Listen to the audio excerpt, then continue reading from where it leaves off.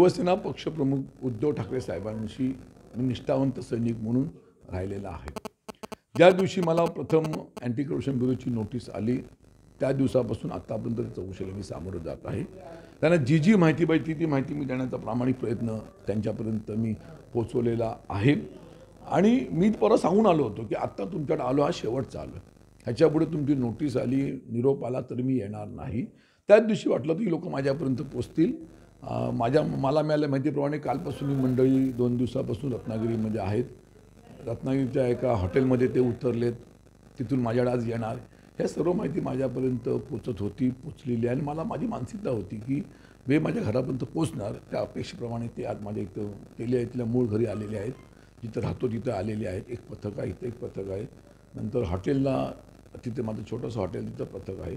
अशी माझ्यामधील 4 पथकं या ठिकाणी कारवाईसाठी आलेली आहेत। मग आज हे पथक जे आलेले भाऊ गेला आपल्यावर भविष्यात म्हणजे येता काही वेळ गुन्हा दाखल होऊ शकतो काय आपल्याला वाटतं? हां, होऊ शकतो। त्यांना कसं सत्ता आहे, त्यामुळे सत्तेच्या अनुषंगाने आम्हाला त्रास देणं करू शकतात, करू शकतील सुद्धा।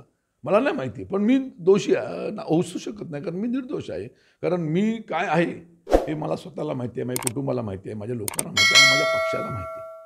त्यामुळे मी कशालाही घाबरत नाही। तुम्हाला माहिती आहे की सीतेला सुद्धा अग्निपरीक्षा द्यावी लागली, तर मी तर काय, मी माणूसच आहे, तयारी आहे। आज आपल्यावर ही कारवाई होते, या पाठी तुमचा पक्ष तुमच्या पाठी ठामपणे 100%। वंदनीय शिवसेना प्रमुख बाळासाहेब ठाकरेंचा मी लाडका सैनिक होतो। त्यानंतर शिवसेना पक्षप्रमुख उद्धव ठाकरे साहेबांचा मी आज लाडका आणि निष्ठावंत सैनिक आहे। त्यामुळे माझ्या पक्षाचा माझ्यावरती विश्वास आहे आणि माझा पक्षावरती विश्वास आहे। त्यामुळे त्याच्यामध्ये माझ्या पाठीशी माझी जनता आणि माझा पक्ष निश्चितपणे आहे, त्याचा मला निश्चितपणे अभिमान आहे। आज ही कारवाई होते ही नमकी तुमच्याच अनुषंगाने होतं की तुमच्या कुटुंबातल्या लोकांवरही आज कारवाई होते?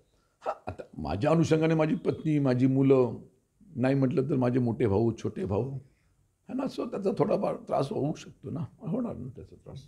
जर समजा आपल्याला गुन्हा दाखल करून अटक करण्यात आली तर त्या कारवाईला सामोरं जायला 100%। मी याच्या आधीच सांगितलेलं आहे की मी या कारवाईला काय घाबरत नाही, कारण मी कुठचा चूक केलेली नाही आहे, मी कुठं दोषी नाही आहे।